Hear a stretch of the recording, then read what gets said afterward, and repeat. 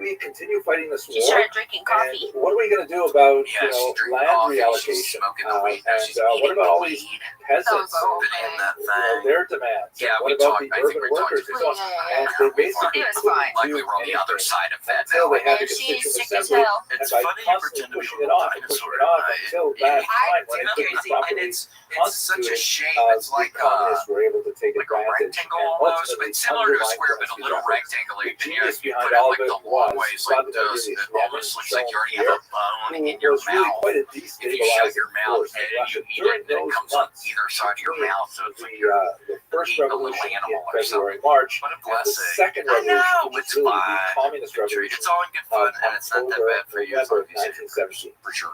Here's a And drink water. piece of propaganda from the era that shows Water helps Tavares with the Lenin, fiber. meaning Comrade Lenin at the top there with his Well, characteristic this I soft think is cap, about the Dr. and Grant he's has getting to rid of all of the